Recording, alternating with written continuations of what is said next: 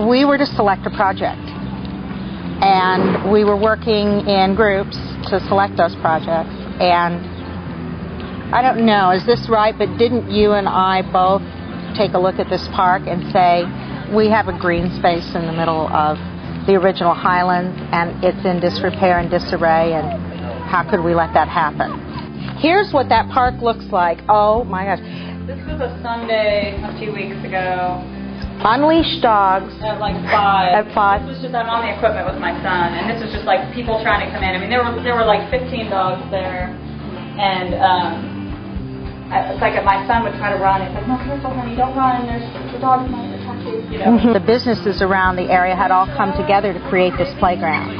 And, I mean, they put down this surface that is a recycled surface and got this playground equipment. I mean, somebody had really taken the time in the first place to make this a park and a green space, and then it just all went away. Because this is the only green space in the original Highlands, we really want to try to engage the community to just take responsibility for this park and to really love this park. And this is kind of a similar idea where they just to enclose the kid area so that the kids can have a space that isn't overrun by dogs. It was the kids' park, but because it had a fence around the exterior, people started bringing their dogs. This fence that you see right here around the playground wasn't here. And so it was dogs and kids and chaos. There's a gentleman in the neighborhood, Jay Stotman, who had put a great deal of time into getting the original fence and the playground equipment and had been here since day one. But he sort of hit a wall in getting the rest of this fence put up around the playground so that the children wouldn't play in it. And he had really struggled with that because this park is not really a city park. So in order to get things done, you kind of have to take on the responsibility as a neighbor. And he had kind of given up, and then Eric and I came along and met with him and said, hey, this is our project. We really want to get behind it. And we all went to the neighborhood association, and then at that point, our councilman, Tom Owen, got involved, and we got money from a lot of different sources. But the neighborhood association was willing to kick in because they thought this was an important part of their neighborhood. Yeah, and they're very active and involved, and we work very closely with the businesses on all kinds of issues. I mean, for instance, O'Shea's comes down here and helps with maintenance of the park. And when we need certain things done, we'll get them done. And it really is a joint community project. The neighborhood association and the garden club, and then great neighbors who come over here and will pull weeds without being asked, or put a box up with plastic bags in it for dog waste. I mean, you come over here and you find surprises all the time. The Garden Club, they were actually an organization that formed out of Neighborhood Institute, another individual from the original Highlands neighborhood.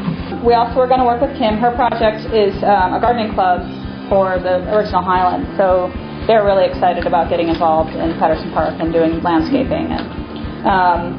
And we really want to try to just go in the neighborhood and organize just a core group of volunteers, a new group of volunteers that can get really involved. And that'll be part of the gardening club, pet owners and parents. I think that the animosity that used to exist between the dog owners and the people who were trying to let their children use the playground is definitely gone.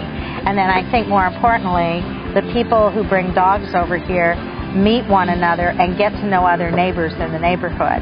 I mean, the dog people are a very close community now, and they all know one another and know each other's dogs' names. And I think that's really important. Meanwhile, children can play in the park and their parents can get to know one another too. So in terms of the neighborhood itself, everybody is very, very happy with this, and I'm just glad everybody's not fighting with one another anymore about the park and who should be able to use it. Taking care of one another, and I think that this park proves that we can do that, and we don't need a whole lot of rules posted in order to accomplish that. We really can do that on our own. If people hadn't stepped up to get involved, nothing would have happened. It would still be just the way it was, dirt and, the playground equipment in disrepair and nobody really using it properly. I mean, I think it does take people noticing that there's a need and there's a space, and just coming together and making it happen. I think Neighborhood Institute did have a big part of that, too, as being a really good organizer of people and get people together and have ideas and the resources. And also to see that you can make change. Just a couple people can create a pretty nice thing for the neighborhood. It's just taking action and doing it in a way that, and Neighborhood Institute does teach you that, doing it in a way that makes people understand that you really do care about your community and that your intentions are pure and you're not doing this for any other reason except that it's the right thing to do. And I don't know how Erica feels. I think I do, though. It was a class project for us, but in the end, it was really the right thing to do. So it wasn't like a project you take on and say, wow, I've got to get this done, and, we got to do this. From start to finish, we were saying, well, yeah, this is the right thing to do, so how hard can this be?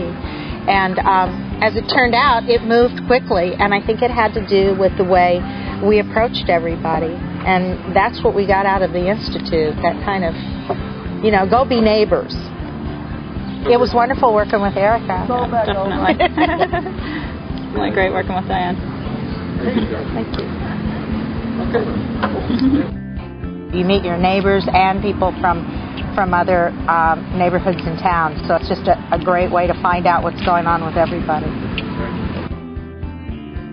I think it would be a success if everybody's needs are met. I mean, we don't want the dog owners to feel like they can't use the space. So I think if we can just make a space that the community can be excited about and to really to love and to just take on and make it their own. So Great. Diana.